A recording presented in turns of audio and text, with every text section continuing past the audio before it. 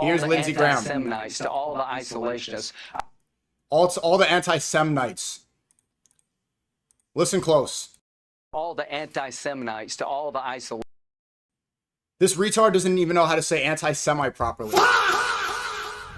To all the anti-Semnites. Listen to what he then says. I don't believe.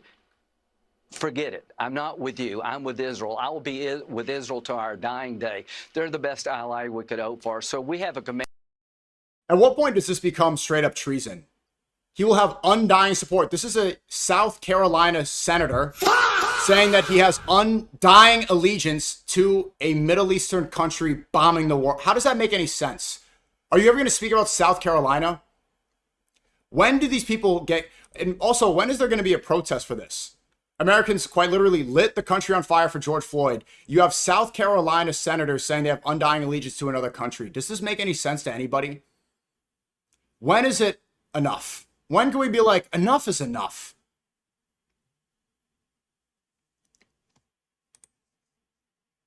They must have really evil blackmail on him. That's the only explanation. There's no other explanation besides his undying allegiance than they have something that will ruin his life and his entire family's life. And for the people that are still speaking up for them, for that Zionist MAGA Epstein regime, it's either that they value money over everything, or they are blackmailed, or they're brainwashed, or a combination of all three. Either they've been mentally subverted, they've been tricked, they've been MK Ultra'd, or they've been blackmailed on Epstein Island and they're afraid of their reputation, or they just love money that much. The people that are anti-war, because it's so clearly incorrect, actually have some sort of principles and care. And Nick said it on a show yesterday, and I completely agree. Everybody who's in support of this war, they need to be named and shamed. They need to be identified. These people can never be taken seriously again.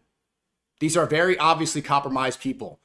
The people that are speaking against this war are not compromised and have nothing to hide and aren't afraid. And aren't afraid of whatever that they could try to do to them.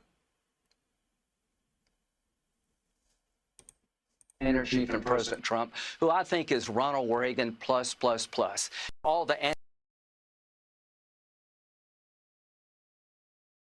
Continuing on.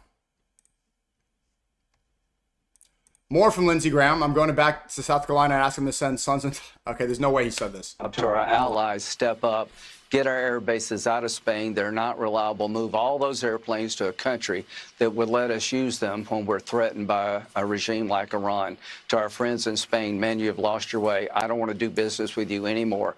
I want our air bases out of Spain into a country that will let us use them. To our Arab friends, I've tried to help you construct a new Mideast. You need to up your game here. I can't go to South Carolina and say we're fighting and you won't publicly fight.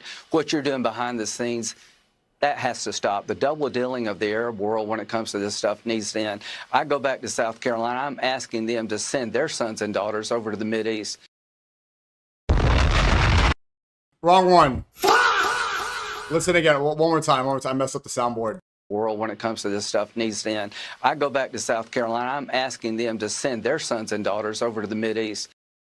So, in the same interview where he says he has undying allegiance to Israel, he says he's going to his own state where he represents people, and he's going to ask the sons and daughters to go over to Iran and die.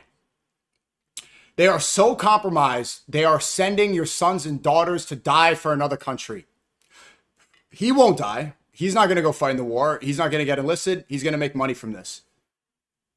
I'm sure he's taking millions of dollars of AIPAC. Maybe somebody could pull up the AIPAC tracker. It's obvious. Your sons and your daughters. He wants Americans to die for Israel. Full mask off. And this won't change until this boomer movement, the Lindsey Grahams, the Trumps, these neocon warhawks, predominantly evangelical Christians, not Catholic or Orthodox, until this generation eventually dies off, there's not going to be a change. They don't care about the future. They don't care about Gen Z. AI